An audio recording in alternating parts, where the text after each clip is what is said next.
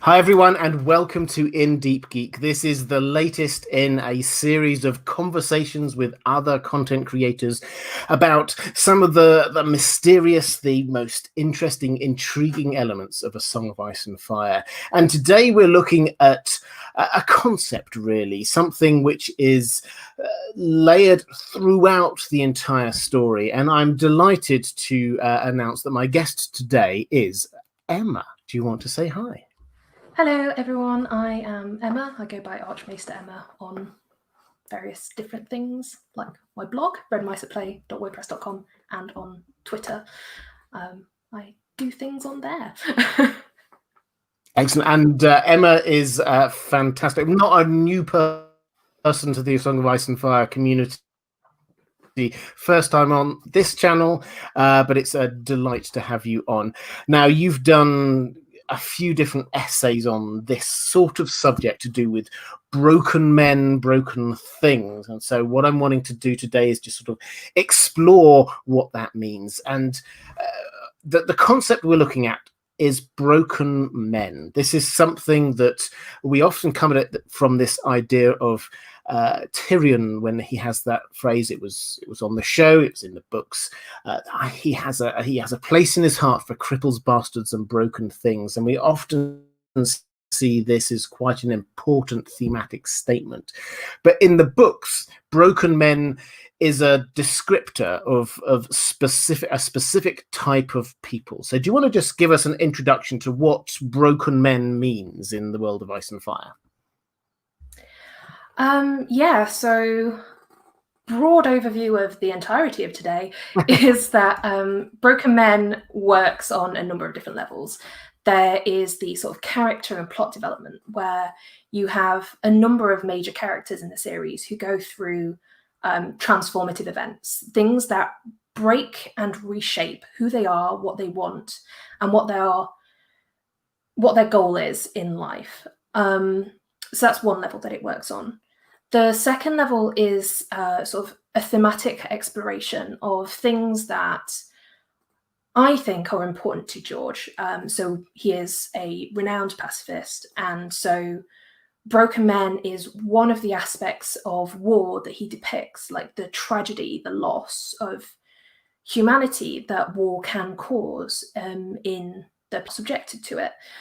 And then the last level is one that I think that he's working on, which is the symbolic level, which is working on this sort of archetypal war, in a sense, sort of his take on the nature of good and evil, which I think is reflected in the Night's Watch Last Hero / Others Night King story.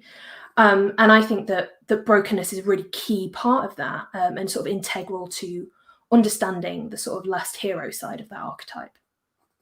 Yeah, I think that's a really good overview of where we're going to be going with this. I think what I want to start with is the most kind of plain text reading of this. Broken Men, he uses very specifically, or characters within A Song of Ice and Fire use very specifically for soldiers who have been broken by war. Now, as we were sort of preparing for this, you came out with a fantastic septon maribol quote, which sort of covers this. I don't know if you want to sort of like pick a couple of bits out of that, or do all of it. What do you want to sort of introduce this idea of broken men being people who have been broken by war? Yeah, so I mean, the septon maribol speech is iconic. And if you haven't seen Scad's performance of the Broken Man speech from Ice and FireCon 2018, there is an amazing video of it on YouTube. So definitely search that, and I'll see if I can ask Robert to put it in the description as well. I'll put a link down there. It is incredible. Like, I wasn't there, and it's always gives me goosebumps. So I will not be able to recreate that, but here are some of the lines that I love from this speech.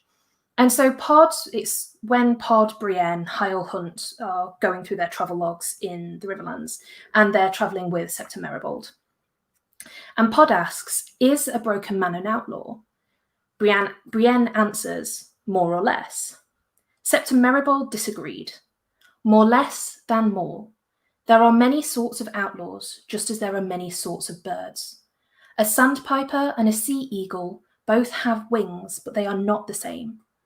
The singers love to sing of good men forced to go outside the law to fight some wicked lord. But most outlaws are more like this ravening hound than they are the lightning lord. And then here's his description of what it is like to break. One day they look around and realize all their friends and kin are gone. They're fighting beside strangers beneath a banner they hardly recognize. They don't know where they are or how to get back home, and the lord they're fighting for does not know their names. Yet here he comes, shouting for them to form up, to make a line with their spears and scythes and sharpened hoes, to stand their ground. And the knights come down on them, faceless men, clad all in steel, and the iron thunder of their charge seems to fill the world. And the man breaks. He turns and runs or crawls off afterward over the corpses of the slain, or steals away in the black of night, and he finds some place to hide. The broken man lives from day to day, from meal to meal, more beast than man. Lady Brienne is not wrong. In times like these, the traveller must beware of broken men and fear them, but he should pity them as well. And that's a really, really pared down version of the speech. It's like 2 pages. But those, I think, are the sort of bits that are the sort of really sort of tragic aspects of what the sort of broken man is. Yeah. So we have this basic concept of the broken man as being someone who is taken to the brink by warfare. And let's not forget, when we think of people going to war at that time, they didn't really have a choice. They were just slaves of the system. They were taken off to war and they were broken by it. And then they crawl away and they are outlaws because they cannot face up to war. But at the same time, you have to pity them because they've been broken by it. So that is what we've got. And the Riverlands is this place where there are dozens, hundreds, thousands of people who have been uprooted from their families, forced to fight people that they've never met before, and then been broken by the experience, but being unable to reconnect with the rest of the world because they are deserters, and those are the broken men. And I think this plays in, as you say, into George R. R. Martin's pacifism. Would you say that this is one of the sort of the big themes of A Song of Ice and Fire, the real impact of war? I definitely say that it is one of them. Like, I don't think there's any way you could say something is the thing that George is doing with this work. There's just so much and it's so complex, but it's definitely one of the most important aspects. Like, the wars that are being fought, especially when they are placed in direct contrast against the War for the Dawn, right? What is the importance of this chair? And what is the cost to human lives of people fighting over, what is in essence a big, really uncomfortable chair. And so I think the broken man is something that you always have to bear in mind with what is the cost of these power plays. It's always the small folk that pay the price when the High Lords play their Game of Thrones. And so I think it is definitely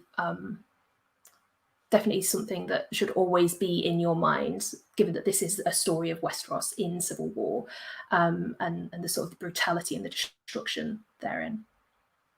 Yeah, and we mustn't lose sight of the fact that the story we're told is told through the eyes of the 1%. It's told through the eyes of the elite. Almost every single POV character we have, with just a few small exceptions, was born into the ruling classes. They are the lords and generals and knights of this conflict. And George R. R. Martin, every now and then, he just sort of like pulls the curtain aside and lets us see what normal people are doing, what's going on with them, what's the impact on everyone else for this war that's going on. And that the main conflict that we've had here in this story is the War of the Five Kings, which obviously has been playing out across a few books. But this isn't just that one war, is it? This is something George R. R. Martin has been calling our attention to in a number of different wars. Yeah, like you can see it everywhere. Every time there is a war, and in Westeros it's normally a civil war, but every time there is a war, there is this prominent mention of broken men. So you see broken men in the Dance of the Dragons. A band of broken men attack Rhaenyra as she's fleeing from King's Landing. In Harrenhal, the witch queen figure Alice Rivers, who I'm really excited to learn more about, is gathering a band of broken men in Harrenhal. And they are sort of, as of the end of Fire and Blood Volume 1, set up to be quite an interesting power, group of people who would have some power in the Riverlands in the aftermath of the dance. Then you've got the War of Ninepenny Kings, which is the war that Septon Maribol fought in, and where he became a broken man. And then in the Blackfire Rebellions, Bittersteel died a broken man in an alien land. And in Robert's Rebellion, there's the elder brother is also a broken man, the elder brother being the sort of abbot figure on the Quiet Isle that Brienne and Septon Maribol meet just after the chapter after the broken man speech.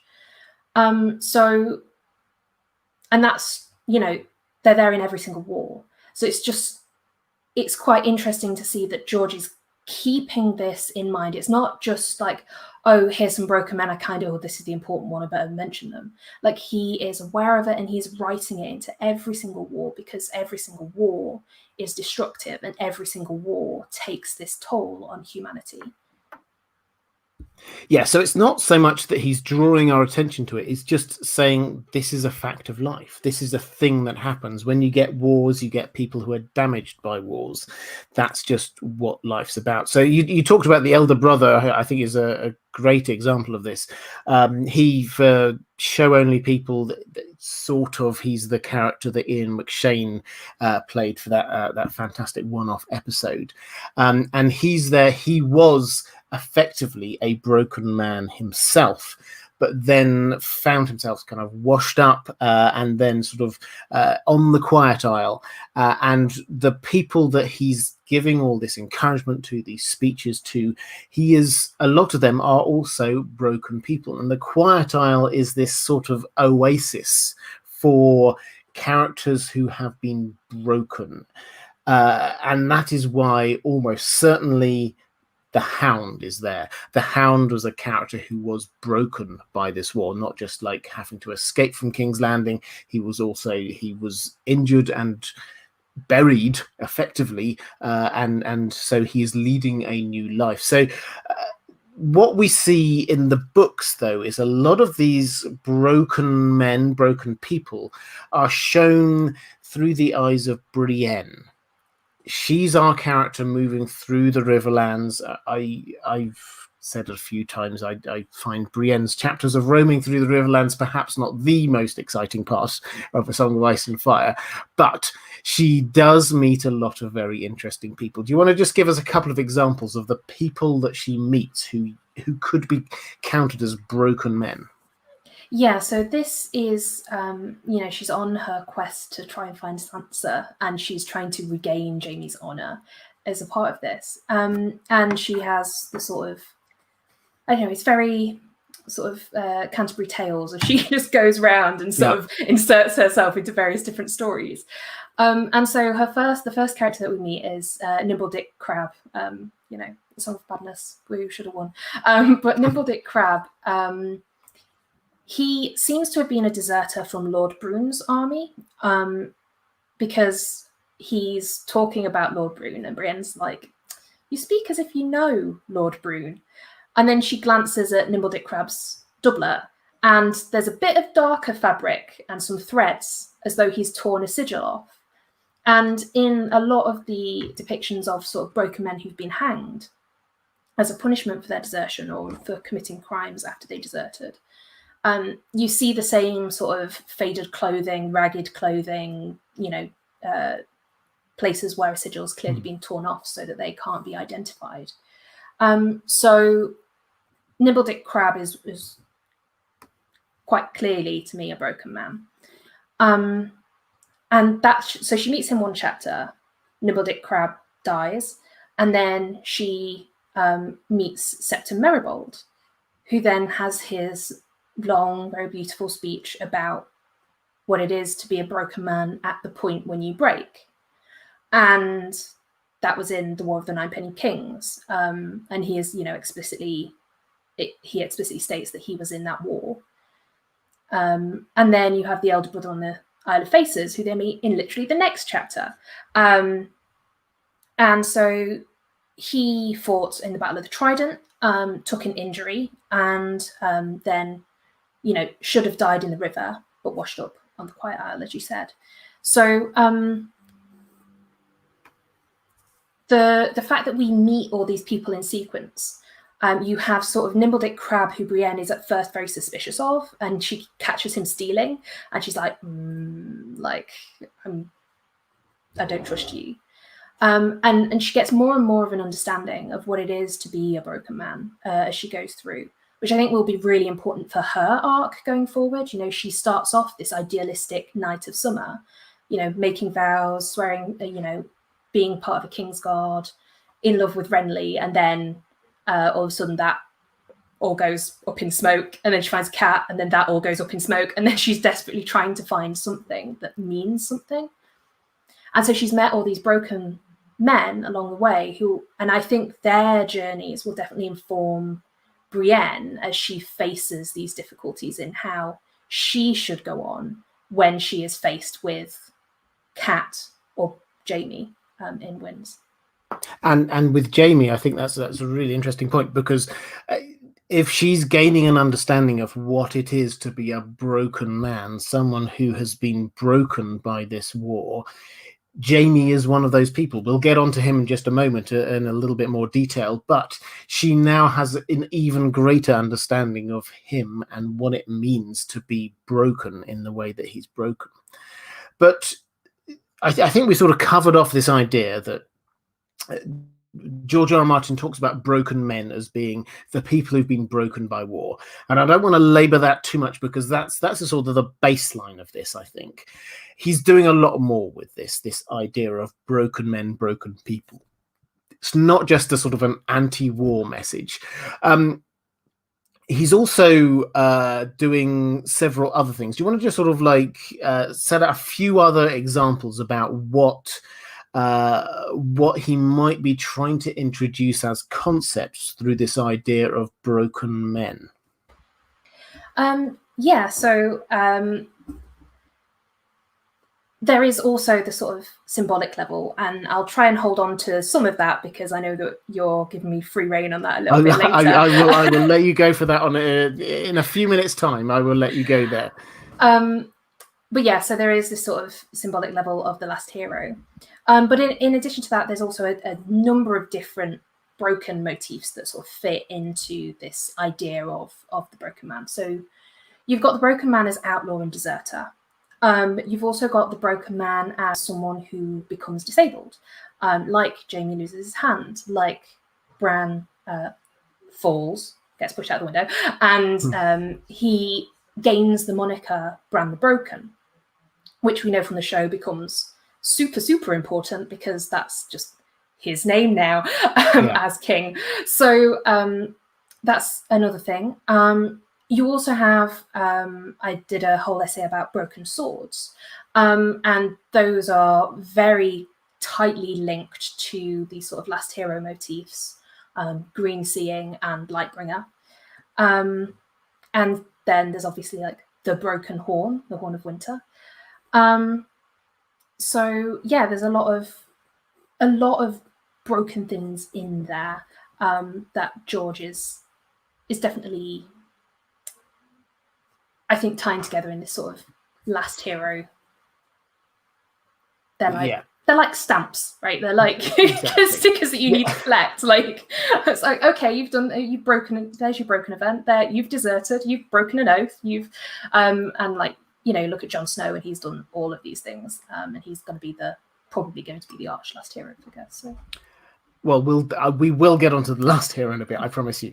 But I think the key point here is that things being broken is important throughout this story. This is something that George R.R. Martin repeatedly comes back to. It's not just broken men in warfare. It's, as you say, it's a broken horn, broken swords. We get lots of broken swords going on there. We get broken vows. Things are broken. And he's not holding up the broken as this kind of like great and perfect and good thing. This is, I think, one of the things he's trying to do when those long descriptions of what a broken man is he's not trying to say that being broken is in and of itself making you good, but it does perhaps make you pitiable, make you someone that we might, or something we might sympathize with, because being broken by powers beyond your control is in and of itself the kind of thing that we might want to sympathize with. Which brings me back to where I started this, which is the thing that particularly show people, but also I think book people keep on coming back to, because it is a great little quote to this kind of cripples, bastards, and broken things idea with Tyrion.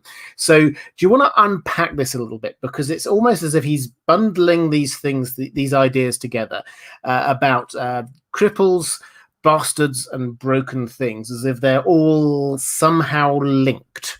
And Tyrion, as the character who probably more than anything else is George R.R. Martin's eyes and ears, his insight into this world. When he makes that link, we're supposed to also make that link. So do you want to unpack a little bit for us what you think this phrase might mean? So it's a last hero. No, just it is. But anyway, so I think this is a myriad of different ways in which the Westerosi society can other someone, right? Especially noble society, I should specify. So this is sort of a depiction, for instance, like the Cripples in the Cripples, Bastards, and Broken Things quote, shines a lens onto sort of ableism within Westeros. And, you know, there are number of different characters this happens to. Tyrion is, you know, the best example, I think, both from the way his sort of family treats him to the way that he internalizes the ableism and translates that into other forms of othering anger, the way that he, you know, his elitism comes out when he is most vulnerable about being a dwarf and things like that. I think Narcast are doing some very great work sort of unpicking those bits. And so that's sort of one aspect of this. And then you get the equation regularly of people who are disabled being called broken. Like Jaime is called broken after he loses his hand, obviously Bran. Those are the two that I keep going back to because they're the most obvious, but Theon is another example and things like that. And then, you know, moving on to the bastards and the bastardy, that the way that Cat treats Jon, for instance, is a very clear example of the way that Westerosi society others someone on the basis of their birth. And so to me, one of the aspects of this quote is that it shines a lens on the way that Westeros sort of perceives and treats people, noble Westeros in particular, because that's who we see, perceives and treats those that they deem as outside their little circle. Yeah, and Tyrion deliberately and specifically in book one, and we always have to pay a lot of attention to book one in terms of themes and things like that, because George R. R. Martin packed so much into there. He deliberately equates himself to Jon when he's talking to him about Jon's bastardy, and he's talking about, you know, all dwarves are bastards in their father's eyes. He's like saying, "You're like me." And then when he gets to Bran, and then we get this cripples, bastards, and broken things. And he's even, we've got the quote here saying when I think it's either Rob or Lewin, I can't remember, saying, "Is this some trapped Lannister?" When Tyrion is trying to help. What's Bran to you? Why should you want to help him? And then Tyrion says, your brother Jon asked it of me, and I have a tender spot in my heart for cripples and bastards and broken things. Tyrion Lannister placed a hand over his heart and grinned. And again, he's trying to connect the cripple, Bran, the bastard Jon, and himself effectively as a broken thing, the dwarf, and he's seeing them as being, as you say, the othered within society. And you've been using it a few times. I've been using it. It is no coincidence about this othering idea, the fact that George R. R. Martin calls his big baddies the others. The people who are beyond mention, they are not like us, the others. That is what he has been doing deliberately here. And so we have got this whole raft of types of people who are all, when we talk about broken men, we're not just talking about the people who have been broken by war, people like the Hound or people like Theon, for example. We're talking about the cripples like Bran. We're talking about the bastards. We're talking about the dwarves. This huge amount of people who are broken, whether or not they are technically broken men or women or not, they are all under this kind of banner. Now, that's the big symbolism. And you've been raring to go at this for quite some time. Before I go full Pepe Sylvia on it, I just wanted to comment on your point about the cripples, bastards, and broken things being pulled together. I think another important point about that is that there is strength in the outsiders banding together, sort of against injustices and things like that. I think the Brotherhood without banners is sort of an example of that. The Night's Watch is another one, right? These are people that are outside of the law, like the Night's Watch acts as a penal colony. The Brotherhood without banners, they are literally outlaws. And they are the ones who are sort of protecting the realm. The Brotherhood without banners, when Beric's in charge, are sort of the only ones in the Riverlands that seem to care at all about the people on the ground. Like, they're not just stealing livestock. Like, as much as we love the Starks are still going around stealing other people's, like, people who are so poor, they're like subsistence farmers. They need this to eat. And it's like, nah, but, horses need some wheat, so just got to take this, thanks. Whereas the Brotherhood, who are these sort of broken men, they are also, they're the only ones that sort of banding together to protect sort of the other outsiders of power, and that's the small folks. So yeah, exactly. And I had Lady Gwyn on here a few weeks ago. We were talking about the Brotherhood without banners, and this is sort of phase 2, I think we talked about it, of the Brotherhood without banners. Phase 1 being the initial force sent out by Ned Stark, then phase 2 being this slightly more idealistic group led by Beric, who are welcoming people. They are actively welcoming the broken men, the people who have been broken by war, to become a part of their group. You see that with people like Gendry, who's welcomed in there, and all the rest of it. So they're actively welcoming them, and they're actively the only group who are looking after the people that everyone else has been forgetting. And I think that that's a really powerful point, you're making there. And when you're looking at the Night's Watch, they are, yes, they're not perfect by now, nor are they all sort of always pulling in exactly the same way.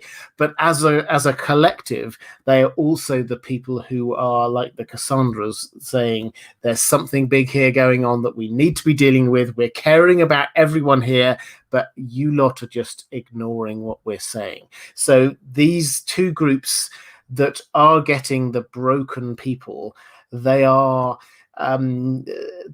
they're in the right, actually, which kind of does segue into what I was about to sort of push you on into, which is this idea of the last hero. Now, I know that this is something that you've done a lot of thinking about, so I'm going to sort of let you have a few minutes to work through however you wish this idea. The broken men symbolism, as we were talking about by way of introduction to this, as we've been talking about the broken men symbolism, which isn't just about these people who've been broken by war, but extends a little bit wider. This does all seem to be resonating with this myth that we have, this legend we have of the last hero, who is the one who back century or millennia ago led the fight against the others. And by implication, we're looking for a last hero echo to be doing that in our story today. So with that as an introduction, do you want to tell us what the links are and then what this might mean? Yes, well, I will try my best to sort of summarize this because it's currently spread over about 3, soon to be 4 40,000 word essays. So hopefully this will be a reasonable summary. So as we've been sort of touching on, the outlaws and deserters represent broken men. And these are explicitly linked to the Night's Watch.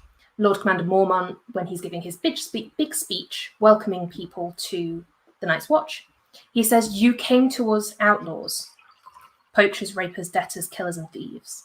But importantly, you came to us outlaws."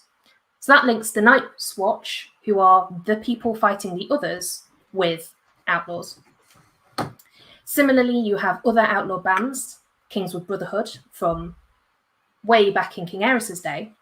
They were sent to the wall, and members of that Kingswood Brotherhood are still on the wall, and they are some of the few who remain faithful during Craster's mutiny, the mutiny at Craster's. So that is sort of, to me, another symbol that these are sort of the quote true Night's Watch, right? They're the ones who are actually interested in doing the job of the Night's Watch person, which is to fight the others. And then in the show, the Brotherhood without banners actually goes on to also fight against the others. So if this somehow, in some resolution with Lady Stoneheart, the Brotherhood then go on to also fight the others, that would be sort of very in line with this sort of symbolism of the outlaws being the ones who are representative of the Night's Watch. And I mean, the Brotherhood without banners, they're led by Beric Dondarrion for the first bit of it, who's literally a guy with a flaming sword wandering around, clad all in black, and he's protecting the small folk from these ravening bands of people that just steal and kill. Like that, when laid out like that, the symbolism seems quite clear to me that this is very much, someone who stands against the destruction of the others in these Night's Watch kind of situation, like Night's Watch symbols of being all in black. And his sword breaks. So I don't think I've mentioned it so far yet, but that was sort of the premise of my first essay. And you see a bunch of different duels all the way through the series, like one-on-one, where someone represents the Night's Watch / Last Hero character, someone represents an others / Night's King character. They duel, and the last hero's sword is typically the one that breaks. So Beric Dondarrion versus Sandor Clegane the Hound. Sandor in that scene is described as cold. His sword is cold, whereas Beric Dondarrion is all in black and he's got a flaming sword. Beric Dondarrion's sword breaks, and that is very reminiscent of Sir Waymar Royce in his fight against the others, where Sir Waymar Royce is literally fighting the literal others, and he says, "Dance with me," and then they fight, and his sword breaks, and then he dies. And if I could just very briefly intervene there, if you watched the video I did talking to Bronsteris John a few weeks ago when we were talking about the others, this was the other side of the equation that we were talking about there. So there we were talking about all the symbolism of the others, and he was pulling out a few sort of fights between two different characters, one of whom was representing the others, and the other the sort of the last hero figure. This time we're looking at the other side of the equation. So that's just sort of to tie those two videos together. But carry on. And John and I are good friends, and his essays are on my website, and we sort of bounce back and forward on this. So our ideas have informed one another, which is why they're sort of mirroring. We're sort of on the opposite sides of the sort of symbolic equation. And there's another duel between an outlaw, and this is the Smiling Knight versus Sir Arthur Dane. So Arthur Dane, at that point in time, is a member of the Kingsguard, and he wields Dawn. Now, the Kingsguard are people who wear like snowy cloaks, ice white armor. Sir Arthur is wielding Dawn, which is this sword that looks like milk glass and glows. It's very reminiscent of the others' swords, which also glow. And he's fighting the Smiling Knight, who is a member of the Kingswood Brotherhood. And Jamie is thinking about it, and he says, the outlaw's sword had so many notches by the end that Sir Arthur had stopped to let him fetch another one. So that is, the outlaw has like effectively a broken sword, like it's no longer works, it's got so many notches on it. And then it's that white sword of yours I want, the robber knight told him as they resumed. So they're fighting over Dawn. It's literally a battle for the Dawn. So this is, to me, makes it very clearly a sort of allegory for the sort of the original War for the Dawn. And then Sir Arthur Dane says, "Then you shall have it, sir," the Sword of the Morning replied, and made an end of it. Kills the Smiling Knight. But in that duel, you can see that the outlaw's sword breaks, but Dawn does not. Dawn does not break, which to me is sort of the symbol of that. It's just the definition of the long night, right? It's a dawn that perpetually comes but never breaks. And so we have to have a dawn that breaks in order for the long night to end. So this is a George R. R. Martin joke, isn't it? Yeah, it's a very George R. R. Martin Dawn joke. does not break. I love it. It's just, I think that's possibly my favourite bit of analysis I've ever done in my entire life, which is why I just sort of had to shove it in here because I love it. Absolutely. And credit to you on that one. I didn't make that up. That was your observation. So yeah, that's sort of one of the things that I think is sort of important to this. So that's the sort of broken sword / outlawsy bit of it. The deserters in particular, like the broken men we've been talking about, Septon Maribold and the elder brother, are both very last hero-y as well. So think about what Septon Maribold is now. We know he was a broken man after the War of the Ninepenny Kings. He's now a lone wanderer through a wasteland of war with an animal companion, his donkey and his dog. The last hero set out on his travels with a dozen companions, his horse and his dog. And his companions all died, and then his horse died, and then his dog died. So this, reminds me, I can see a lot of parallels there. And then Septon Maribold, he describes himself as this wandering septon as penance for his bad actions. And the Night's Watch is a penal colony. It is where you go and it's the sort of default route for what you do with criminals when you don't kill them. It's just sort of like, wall. So that, to me, again, is another parallel. And then Septon Maribold is very friendly with the Brotherhood Without Banners, presumably because they're both the only ones helping the small folk, which again gives this sort of outlaw, broken man, deserter, Night's Watch sort of bundle of symbols all together. It's I know it just seems quite very bundly. It's like all these things keep co-occurring. Bundly is a good word. Bundly, yeah. I didn't really know what word was going to come out of my mouth there. Sorry. And then the sort of broken man as cripple, or broken man as this person who gains disability, sort of relies on the Arthurian Fisher King mythology. So in Arthurian legend, the Fisher King is the keeper of the Holy Grail, and he received a thigh wound and his land became blighted. So this ties into the sort of body of the king is the health of the land kind of idea. And thigh wound, it should be noted, is a medieval metaphor for being castrated. So that is sort of, whenever you see the sort of broken man as disabled, there is a lot of implication that those people then become infertile in a sense, or they are less virile.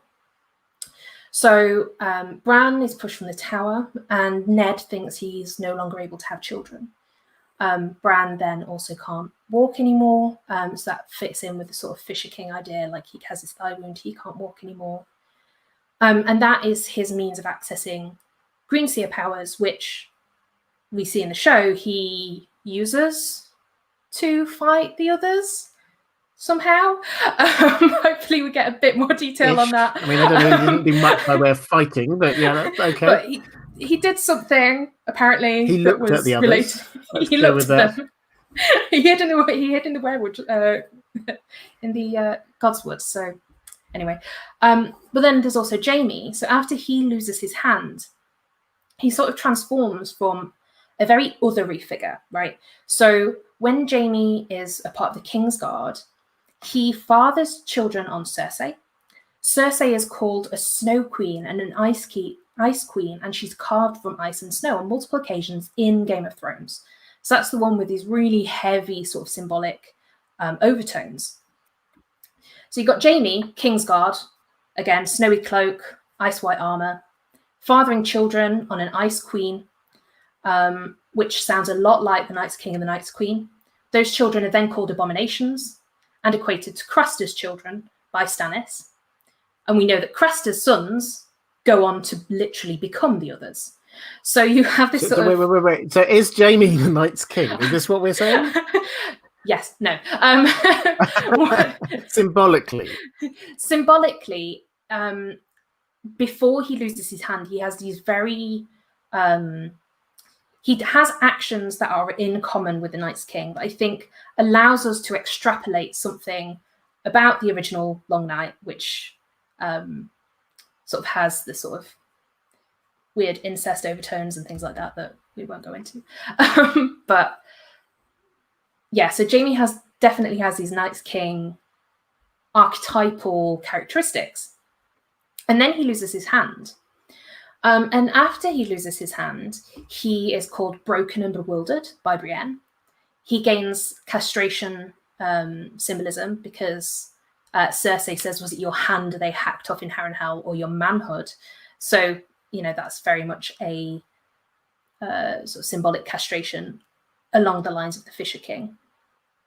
And there's also some really weird his hand becomes Lightbringer symbolism. So he consistently refers to the fact that his arm is on fire, his hand's on fire. But he also has his hand around his neck, and that hand repeatedly bashes against Brienne's breast. So this is like a lot like Azor Ahai calling his wife over to him and says, bare your breast and know that I love you all best of all that is in this world, and then sticks the fire sword in there.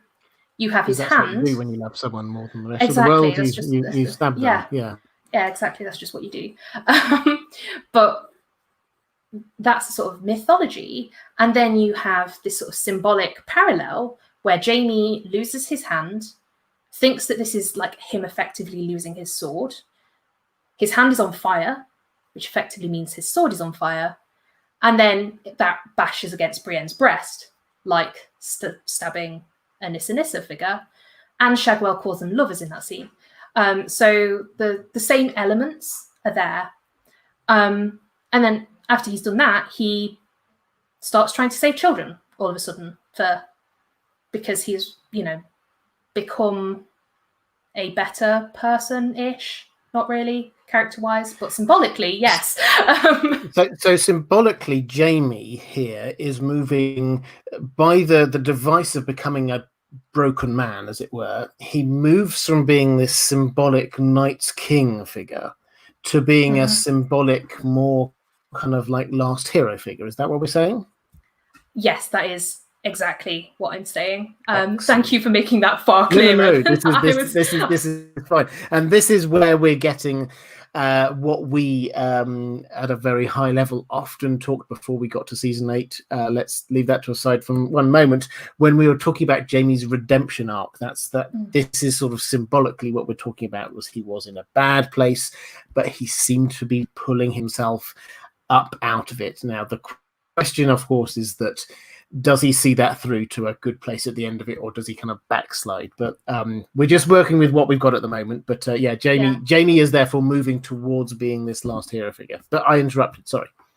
And well, no, it's an excellent interruption because you've reminded me about the show, where Jamie goes and he fights the others. That's the archetypal last hero thing: is you fight the others. That's what the last hero does, and that probably wouldn't have happened had he not lost his hand. So this sort of breaking event sort of catalyzed a transformation that, in the show, led him to try and defend the world against its biggest threat, the others. So, yeah. So what does this all mean? I think this is where we're going with this. Is that the symbolism is great. We've got this symbolism which is dotted throughout the story. This idea when we've got certain characters who are clearly getting some elements of this. What does this mean? That we need to be starting to look out for this symbolism in certain characters to see which side they're going to be on in this battle against the others? Is that what we're doing here? You've asked my soft spot question because I don't know. Okay. More seriously, I think so. Characters can transform both ways. They can transform into others, and then they transform from others to last hero. So like we were saying with Jamie, he very clearly does this. In the past couple of essays, I've outlined a number of characters that seem to do a shift from this ice to last hero, not quite fire, not quite ice kind of symbolism. And I think this ties into the point that I made about how dawn doesn't break. If you take a look at these icy characters, they're frequently associated with dawn. Like the Kingsguard are quite frequently associated with dawn, not least because possibly the most famous member of the Kingsguard ever wielded dawn. There's also like the Kingsguard ride out at dawn in a number of different occasions. But if you have a member of the sort of symbolic others who then break, they become the breaking dawn. They become the last hero in essence, like the last hero. So I think an important part of this is that the history of the last hero is something that won't be necessarily the best. They're definitely going to fulfill some of these others archetypes, but they sort of transform into something else. And I think there's a quote from Thoros when after Kat's taken over the Brotherhood, where he speaks about how the Brotherhood has now become broken, and effectively says, you know, war makes monsters of us all, but it's where we end up that matters. And I think that's sort of an important commentary that is being made about the broken man, is that when these transformative events happen, while you cannot dictate that when these happen to you, you can at least have some say in how that turns out. Like you can choose how to transform when these transformative events are thrust upon you, in a sense. And sort of that's what Jamie does. And I think that could say a lot about sort of who the last hero was and what we should look for in the new last hero / last heroes. But I don't have a specific answer because people vary scene by scene. So it's a I know it's perhaps unfair of me to ask that. And I was sort of leaping ahead towards the sort of the what does this all mean section, because that's what really excites me. But I think that the thing that you're saying here, or the point you're making here, I think is a really interesting one, is that we shouldn't see a character as being just symbolically this or just symbolically that. They can shift. We see Jamie shift. We see the Brotherhood without banners shift as well. Perhaps they will shift back again afterwards. They were very much this kind of like last hero goody type, and then they go off from there with Lady Stoneheart, and then they've been broken, but then perhaps are they going to come back again to be sort of working again for the side of peace and righteousness? possibly, or at least some of them possibly. So where people are doesn't necessarily mean that they're going to stay there. But can I sort of haul you back then to this other aspect that I know you're thinking about, which was, we talk about Tyrion's thing about cripples, bastards, and broken things. Bastards is also an important part of this in terms of sort of symbolism for the last hero. So do you want to just sort of run us through that one? Yeah, so I've not yet written this up, and so it's not quite as fully fleshed out, but it seems that, and it's quite a tricksy one, because take Jon Snow and Ramsay Bolton nee Snow. Jon is the arch last hero figure, right? Like, he is a hidden prince, and he's literally fighting the others, and he's, you know, doing everything he can to sort of strengthen the wall, and he's the only one that cares about the others. Versus Ramsay Snow, who, you know, captures women, forcibly weds them, tortures people, doesn't care really about protecting the North against the onslaught of winter, which is the job of like the head of the Lord Paramount of the North. And so it's not a neat one-to-one comparison for bastard equals last hero. What I do think is there is what I'm calling inverse parallel symbolism, which is basically, if you think about the yin-yang and sort of dualism in that sense, you have your ice and you have fire, for instance, in A Song of Ice and Fire. But within each of those, you have the fire within the ice and you have the ice within the fire. And those, I think, are the others and the Night's Watch. So you have the others with their eyes that burn cold. So there's your fire in the ice. Mm-hmm. And then you have the Night's Watch who wield obsidian, which is called frozen fire. And that is your ice within the fire. And if you take that sort of, it appears to be one thing, but is actually another kind of symbolism that sort of are parallel to one another, but flipped.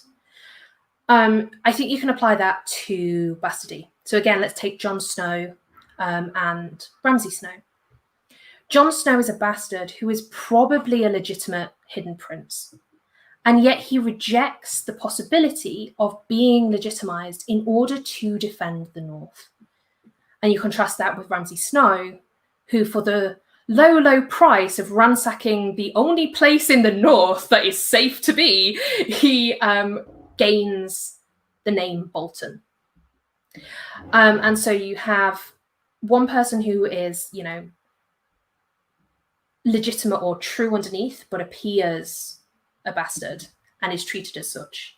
And then you have, and that's the sort of last hero figure, Jon. And then you have someone who is a bastard, both, you know, in birth and literal personality, and they gain, and yet they gain legitimacy via this Bolton surname, and despite being sort of destructive, and that's very much an others archetype. Like, you think the others literally bleed blue; they're literally blue bloods, so that you've got this sort of nobility, royalty, potential symbolism going on there. And that applies to the Baratheons as well. You've got sort of Gendry and Edric Storm in a very similar position as these sort of kind of last hero figures who are the true sons of Robert Baratheon, the king, and yet they've got these bastard names. And you contrast that with Joffrey, Myrcella, and Tommen, who have got the Baratheon name, but they're actually bastards.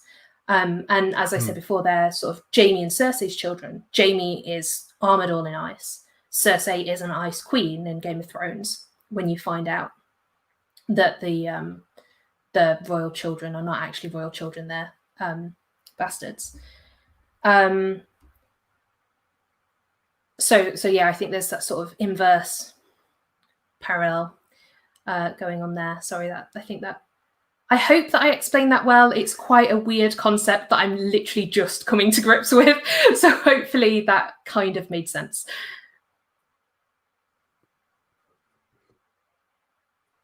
I am ominously awaiting in silence for you to tell me, actually, no, Emma, that was weird. I mean, it was weird. No. What we would expect is that because George R. R. Martin has bundled these concepts together, we would expect to see something in this bastardy that has a last hero resonance to it. That is not the case for every bastard, quite clearly. However, there are some, and we'll get on to John in a bit, because I love your thoughts on the extent to which, given that he ticks so many of these boxes, whether or not this makes him the last hero. But clearly he has got a lot of these vibes going on. Clearly some people like Gendry also have a lot of these kind of vibes going on as well. It's not as strong as other things, but it clearly is there. And there are people who are the opposite of it within the same camp. So I think that is very clear and strong. And what I've taken from all of this, and we're going to move on in a moment to the so what section of this, but what I've taken from this is that this is one of those things, a theme that George R. R. Martin has had running all the way through this story, this archetype of the last hero that has various facets to it, symbolic facets quite a lot of the time, that you can see running throughout the story, that you can start to interpret things in different ways once you start to understand what it is that's going on here. Where I want to take this to is, as I say, this kind of the so what section. And there are a few elements here when we're talking about broken men and broken things, because we did mention this in passing, that it's not just humans that are broken in this story. We get lots of broken things. We get broken swords, we get broken horns, and all the rest of it. Where I come from as a bit of a Lord of the Rings nerd is this idea you get the sword that was broken was a huge theme in Tolkien and the Lord of the Rings, and it was reforged. And that then became very symbolic of kingship. Aragorn was wielding it. This was the sword which cut the ring from Sauron's finger ages ago. And then when it was reforged, it showed that he was the heir of Isildur, the person who did that cutting of the ring from Sauron's finger. So this was an important moment, the reforging of it. When you think of something that is broken, one of the things that could happen is that it could be recreated, made new, mended in a way. Do you think that is going to be the case, whether that's people or things? That is going to be the case here. Is George R. R. Martin teeing us up for some kind of homage to the sword that was broken and was reforged in terms of people or things in this story being remade? So again, I have a really weird symbolic take on this one, which is that the breaking event is also the reforging event. So it is not that it is. You may have to unpack that a little bit. Yeah. So it's not that, like in Lord of the Rings, the sword is broken and it lays there forever, and it's like, oh, look at the amazing broken sword of our ancestors, which is amazing. And then obviously that's not what the elves do. But so you have this broken sword lying there forever, and then it's reforged in order to be used again. Contrast that with what happens with ice. So ice is used, it beheads Ned, falls into Lannister hands, and then they break it into Oathkeeper and Widow's Wail. But the act of breaking it is to reforge it into two new swords. And so that's how it would work for sort of the sword. And you take a look at Bran, like his breaking event is also the event that turns him into the Green Seer, who presumably, not that it was seen, but presumably will save the world. John, he's dead at the end of the book. Presumably that death is, will be reversed.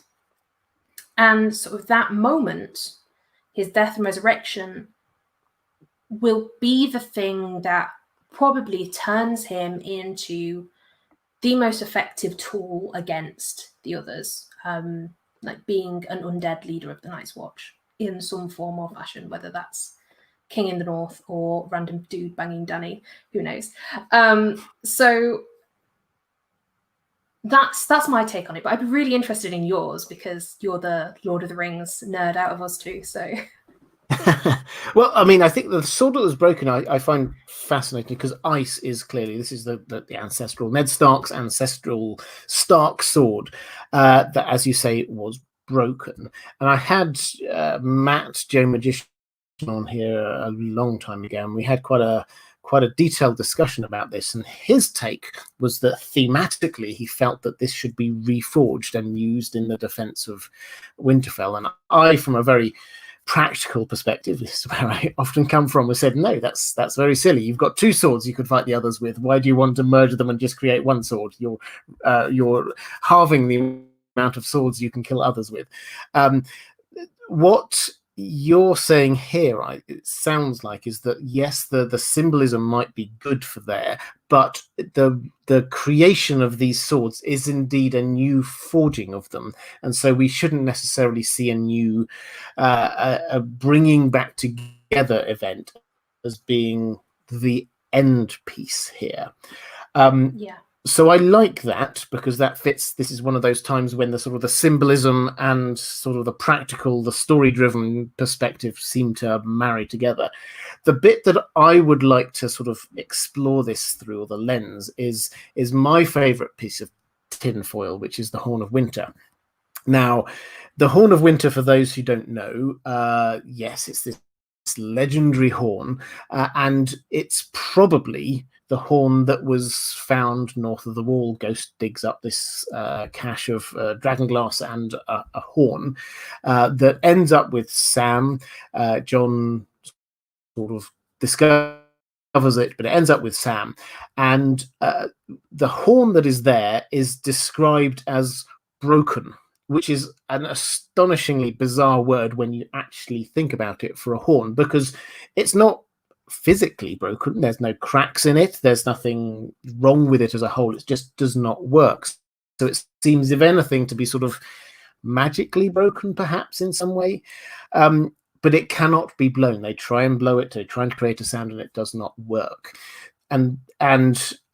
So my tinfoil, it's not 100% tinfoil. I did do quite a bit of work researching this. There's videos way back when, if you want to go and have a look at them somewhere on my channel, is that when this comes back up to Winterfell, it will need to be remade. It will need to be unbroken in order to be blown and for the effects of it to take place.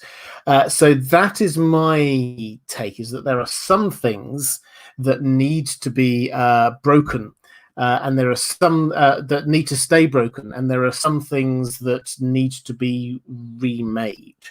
Does that kind of tie in? I know you've not done huge amounts of research, I know, on the Horn of Winter, but in terms of your sort of take on it, does that sort of resound with you? Yes, I really, really like that idea. And one of the things that I've noticed as a part of this broken motif is the idea of like true magic. Like, it's not just Melisandre's arts and crafts. It's not something that can be better explained with anything else. It is true magic. So for this to be a chipped, cracked, broken, overlooked horn, to be the true Horn of Winter, absolutely makes sense within this sort of symbolic framework, especially wielded by Sam, who is another one of these arch last hero, like spot on, perfect, has all of the different symbolism that you can possibly imagine. Last hero symbolism. So I definitely agree with that.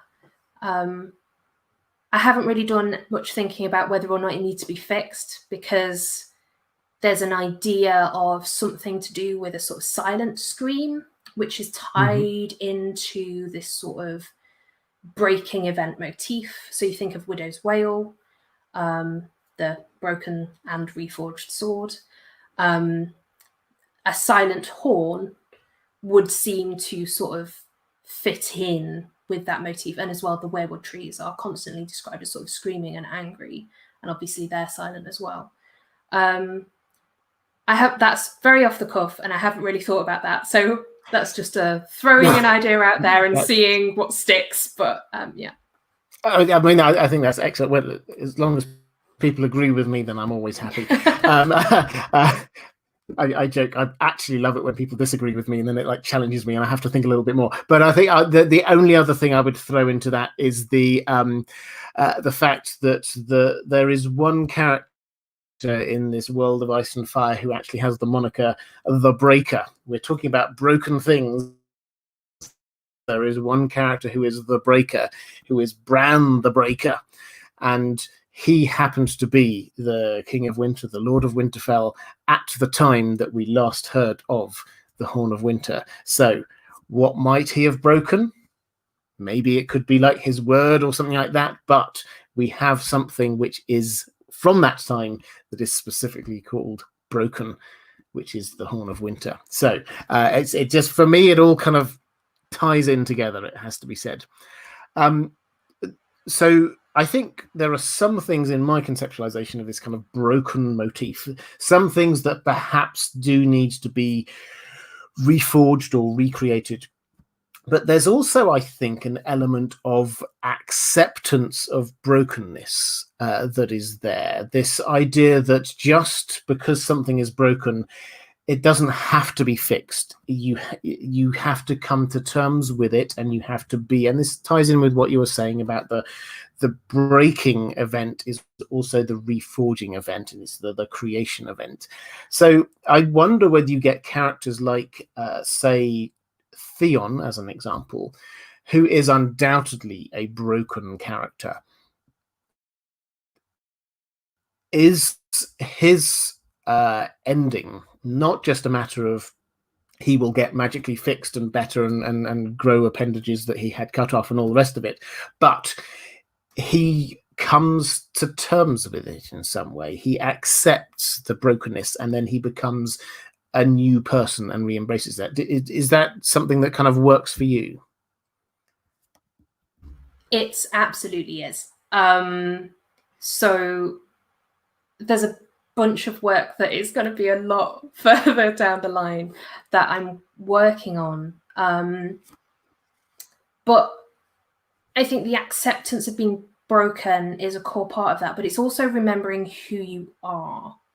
So you have a look at sort of, you mentioned Theon. So he is broken in the bowels of the Dreadfort by Ramsay, this sort of Archknight's king figure.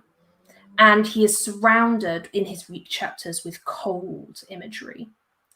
And then he goes back to Winterfell, and he is broken like Winterfell is broken.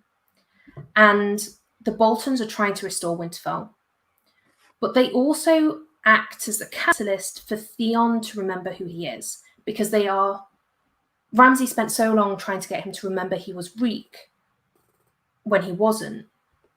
And then all of a sudden they need him to be Theon again, because he has to be a functioning member of society again. He can't just live with the dogs. And so he starts to reclaim his name as the Boltons start to rebuild Winterfell. And then he goes to the Godswood, and he surrounds himself in the heat of the hot springs of the Godswood. So you've got this temperature contrast between sort of the cold of the Dreadfort, the cold of Ramsay and Rooster's Ice Eyes, the cold of the snow falling in Winterfell. Then Theon goes to the Godswood, and it's warm and there's steam. And he looks at the gods, and he remembers his name in front of the heart tree, which I think is very a very powerful image and a very powerful symbolic imagery, because it shows this connection between the sort of symbolic transformation event and the power of the werewood net, and the sort of last hero relationship therein.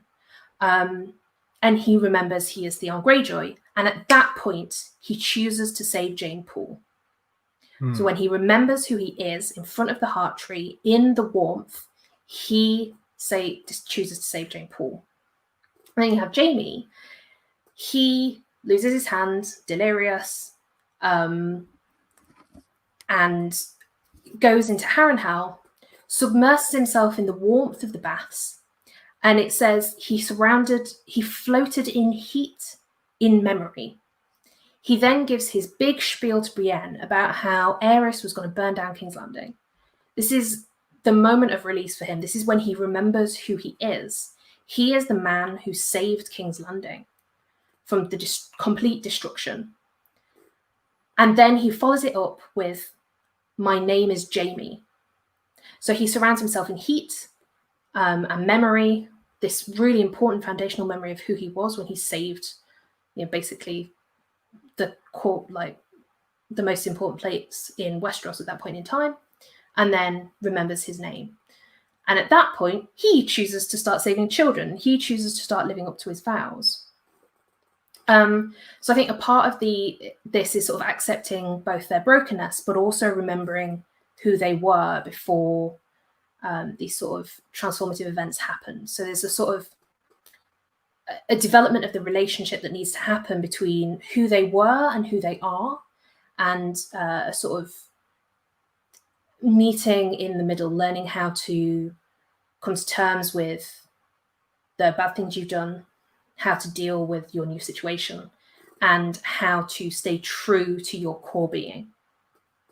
Yeah, and the role of the weirwoods is also, I think you picked up on it there, that's central. With Jaime, it is him having a weirwood tree dream vision thing that prompts him to go back for Brienne, which sort of like is the push, as it were, towards this change away from his previous personality and towards where he's heading towards. And with Theon, you already talked about that he recalls his name, Jane Poole's name, there in front of the weirwood tree. In the pre-release chapter we have, the Theon pre-release chapter we have from the Winds of Winter, at the end of it, the ravens are calling out his name, Theon, Theon, Theon, they're saying, and he is going to be taken to the weirwood tree. So this is, it all seems to be, this is showing us that this is Theon reclaiming his identity and as who he now is, who he has been reforged as being, as it were. Okay, those are fantastic points. So we've got brokenness being both things that could be reforged and things that can be accepting of who you are now. One thing I'd love your thoughts on is that something that I've said very glibly for a long time is that the Cripples, Bastards and Broken Things is a kind of a shorthand for who's going to survive this. Now, I say it glibly. Obviously, I've had some thought behind it, but it's not something I've considered in the depth that you have through this idea of broken things. But the more I've gone through this, the more I see the characters who you would consider to be broken, or overlooked, or something along those lines. The characters like Sam or Tyrion, or even like someone like Sandor or Theon. These are the characters who, regardless of what their fate was on the show, they lasted until the last episode or whatever. They got to the end. They weren't the people who sort of were killed off straight away. Do you think that this Cripples, Bastards and Broken Things are these the survivors? Is it like the meek shall inherit the earth kind of idea? Is that something that George R. R. Martin's pushing here? Oh, that's a very good question. It's not something that I've thought about per se, because obviously I don't think about what things mean for the story. You don't care about the story. Who cares about the story? No. I think it's a very interesting idea, and I think that that's probably the case for most of the people that we would consider falling under this sort of Cripples, Bastards and Broken Things idea. I think an important sub-note on that is that one of the connotations of the sort of quote breaking event, unquote, this sort of transformation, is a symbolic death and rebirth. So for someone like Jon, that's going to be very literal. Like, he's literally stabbed to death and he will be literally resurrected. For someone like Bran, he goes into a coma when he first breaks. Then he goes into the crypts of Winterfell and learns to skin change. And then he goes into the cave under the Bloodraven's tree, and that's just filled with corpses, and Bloodraven is literally a talking tree corpse. So a lot of the last hero, and Theon is presented as dead and is magically like reappears. Jaime thinks of like himself being a green boy. When did that boy die? The elder brother, even, right? He died on the Trident. That's literally a phrase that he says. He says, that man died on the Trident. Sandor Clegane. Sandor Clegane is dead. This guy is just a random gravedigger. So every single one of these sort of last hero figures is at least symbolically, in some cases literally, symbolically dead and reborn. Whether that means that they will then survive the series as a sort of symbolic whites are hard to kill, I'm not entirely sure. But it makes a lot of sense that the sort of broken characters are the ones left to pick up the pieces of a broken world. Yeah, I think as I've thought about it more, perhaps I would sort of nuance it that the characters who aren't broken, the characters who refuse to change because of all of this, the Cerseis, the Eurons, the Ramsay Boltons, those are the ones who will definitely not survive to the end. Those are the ones who will not be there. So it's not so much that if you are broken by this, then you will survive. It's the fact that if you refuse to allow yourself to be changed and recreated, that is an indicator that you won't. So, but the question which perhaps people have had all the way through this, you've talked about the last hero motif, and I kind of teased you with it a little bit earlier. Let's take the obvious example. Jon Snow is a lot of these things we've been talking about. He's being killed. He's going to come back. He's a bastard. He's broken in many ways. Does this mean that George R.R. Martin is pointing at him? Does he want us to look at Jon as the last hero? Yes. Next question. I think the symbolism there is so overwhelming that it's untrue. So I'm just going to rattle off a bunch of symbols. You're going to have to trust me that these are last hero symbols. Okay, let's go with it. I'll rattle them off. The evidence can be found in my essays and the essays I reference.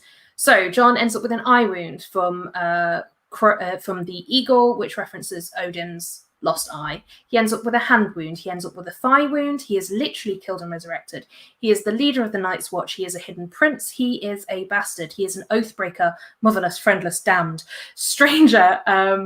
He deserts the Night's Watch, both in a Game of Thrones, when he deserts the Night's Watch and then is returned by his friends. And he fake deserts the Night's Watch to go with the wildlings. He will probably also desert again, deserts because he's dead, so to become the king in the north in some way. Well, he announced his intention to desert. Announced his intention to desert, thank you. So he has a lot of these, like, just motifs. He breaks his word to Ygritte, is another one, whilst also breaking his vows to the Night's Watch.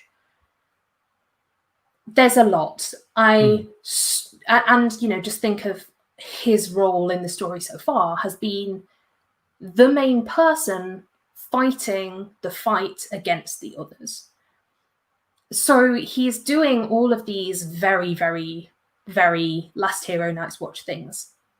it makes it very, very difficult for me to see him as anything other than a Night's Watch figure. Even when he is letting the wildlings through the wall, that can be read one way as a sort of, the wildlings are, again, an othered people from the north. So they are sort of these cold people. They act symbolically as others in one sense.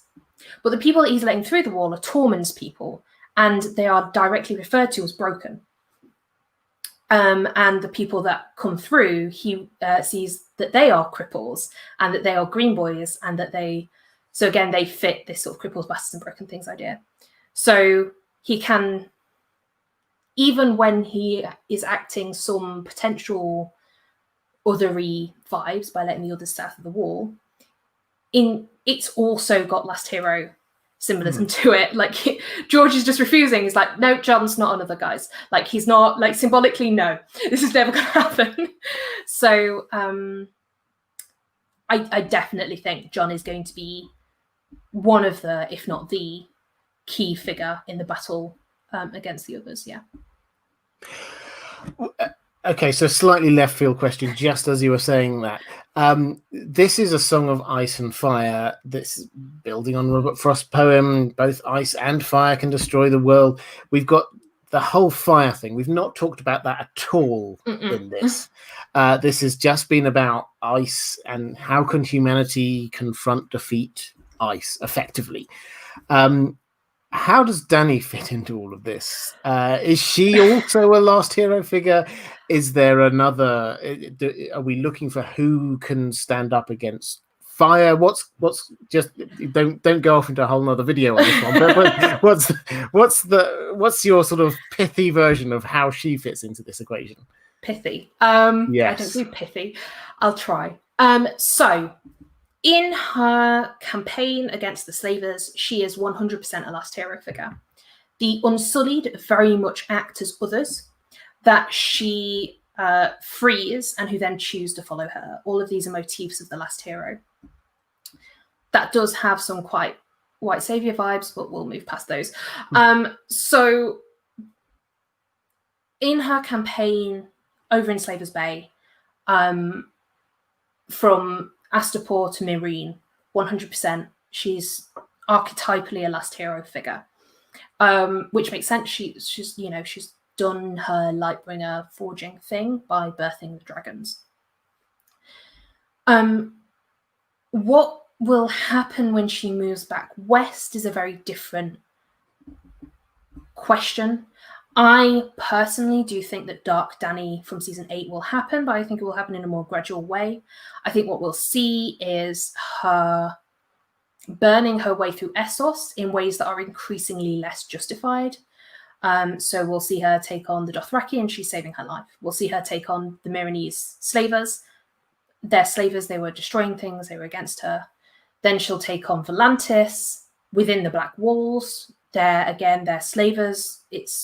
You can see it being justified. Then she'll take on Pentos because of Illyrio and his defection, his betrayal Youngriff, Aegon Blackfire. And then a lot of people will be caught in that crossfire. And that will be... And then King's Landing at some point, either before or after the others will happen. And that will be like, oh, crap, this is home. And that will make us call a lot of things into question. Where she does the fighting the others bit is up for grabs. I definitely think she will. And in those moments, I can't see her not symbolizing the last hero. But there is, in my mind, definitely a dark turn for Dany where I think she'll probably turn into a kind of Night's Queen figure. And you saw a lot of that imagery in the final episode of season 8, where everything was grey, everything was cold looking. So I think that could be on the cards. And, we do see this sort of Night's Queen turn for quite a few of the broken women. Kat is a prime example where, she dies and is resurrected as a literal avatar of bitter vengeance, and her voice becomes cold and broken. And there's a motif of sort of co-opting originally positive defensive forces like the Brotherhood without banners, co-opting them and turning them against the people they were supposed to protect. So that is definitely a motif that's going on. That's not my idea, that's by all the bards. But yeah, so I haven't looked into, because that motif appears quite different. Not for all women. Brienne is an arch last hero figure as well. Like, but there does seem to be this sort of broken women can sometimes be the Night's Queen as opposed to the last hero. I've wanted to do a separate analysis of that and haven't gone around to it yet. Unfortunately, my analysis has been very penis heavy. So, let's have you on again at some other point to be discussing Dany. I find this fascinating, that how this, because we look at a lot of the talk of symbolism does focus in on this kind of last hero battle against the others, but we clearly have this second threat force that could be used for good or ill, being fire, as exemplified by Dany and the dragons and all the rest of it, that we cannot forget. Now, that clearly brings with it some sort of more Azor Ahai kind of feelings, or perhaps Nissa Nissa ones. Let's not get into all of that, but that's definitely there. As for Dark Dany, I've got a few thoughts. I'm going to do a spoiler alert. I'm going to do a video on these on this at some point in the next 2 or 3 weeks with my a year on from season 8 thoughts on Daenerys and what all of that might mean. But we're not going to go there this time. I want to round off with one other character that we've mentioned a lot of times, that isn't the classic last hero character. That's clearly Jon. But if anyone on the show won a Game of Thrones, it was Bran the Broken. And if we're talking about broken men, we have to think about him. So do you think that this broken men symbolism applies just as well to him as it does to Jon, but in a slightly different way? So Jon might be this kind of figurehead of the fight, but Bran is the one who's going to win it in a way. Yes, next question. Sorry. Deja vu there. Yeah, no, I definitely 100% agree with that. I think, so there's, and this is one of Bran Sterris's ideas, Jon's ideas. He amazingly picked up this motif that of the sort of idea of the surrogate, right? You are a person and you send someone else out on your behalf to do a thing. And he has applied that to the others in the essay, The Others Kill for Them, which you spoke about at length in your chat with him a few weeks ago. And one of the aspects of that is that the person who commands often has a lot of Greenseer type imagery. And the person who goes out and does a thing often has that Greenseer imagery, but to a lesser extent. And so I think the Bran-Jon relationship will reflect a lot of that imagery, right? So Jon clearly is connected to the werewolves in some way. Ghost clearly represents that. It's, you know, the red eyes, red mouth, white fur. But Bran is the Greenseer. And so I think there will be a sort of aspect where Bran is doing some kind of last hero things within the tree, in a sense, whereas Jon will be fighting the others out in the real world. And so sort of, again, you've got this inverse parallel, right? Where the others and the last heroes appear to be doing the same things, right? They are both Greenseer type figures who send out people to do things. So you've got like the last hero, the Night's King, sorry. the Knight's King figure or Knight's Queen figure directly commands the other to kill for them.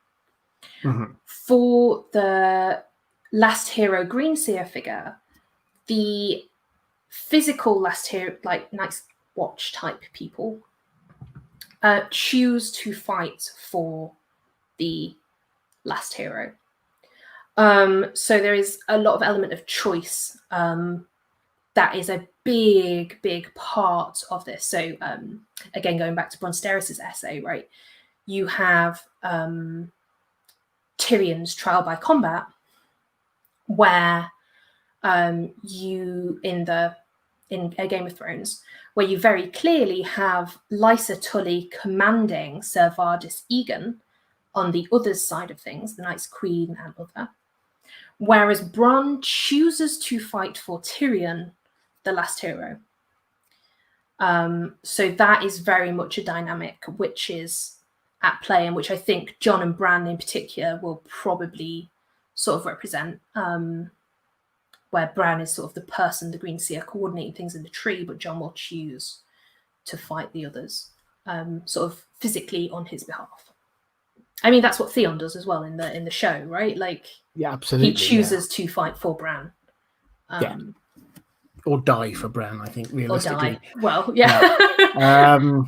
Okay. I think I'm going to start rounding this up at this point. This has been absolutely fascinating. So we get this idea of, and I'll allow you to have some final comments in just one moment, but we have this concept. Please don't. It'll go for another hour. Okay.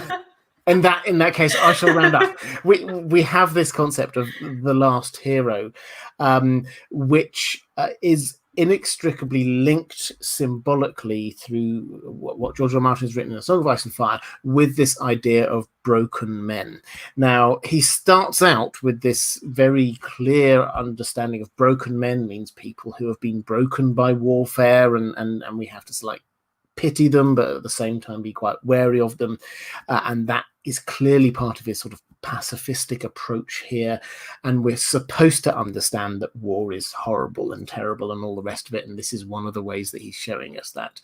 But it's more than that. Being a broken man or woman, it's bundled up together with his cripples and bastards and broken swords and broken other things, all of which come under this banner of the last hero symbolism, which runs right the way through it, which is sort of opposite to this others symbolism, which we were talking about a few weeks ago. And so whenever we're looking for these kind of symbols, whenever we see these kind of symbols of brokenness, of being reforged and stuff like that, that should be an indicator for us that this is last hero symbolism that we've got going on here, which is a hint to what George R. Martin is trying to tell us about the character. Doesn't necessarily tell us where they're going to end up, but it does tell us where they're at that particular point in time. Okay, I am going to give you a chance now. Thank you so much, Emma, for coming along. Do you want to let everybody know where they can find you on the internet? Thank you for having me on. It's been amazing. It's been so fun chatting to you. Yeah, I can be found at redmiceatplay.wordpress.com. There you can find my extraordinarily long essays and Bronsteris's much shorter, much more concise, and equally, well, far more amazing essays. So both of us are on there. You can find me also on Twitter at ELSmith1994. I sometimes tweet about ASOIAF. Mainly I'm just whinging about politics. So go there at your peril. Excellent. There is going to be a link appearing down there to Red Mice at Play. I will make you disappear for one moment so I can point at things. If you are interested in more of these conversations with other content creators about the interesting, the fascinating, the mysterious elements of A Song of Ice and Fire or Lord of the Rings, I've started doing these content discussions with other content creators about issues in Lord of the Rings as well, then there will be a link appearing somewhere around here. If you'd like to support the channel, get access to some of the things I do just for my patrons, there will be a link appearing somewhere around here. That's all for this time. Emma, thank you so much. It's been an absolute delight. I'm sure everyone has enjoyed this just as much as I have. But take care, everyone, and I will see you again next time.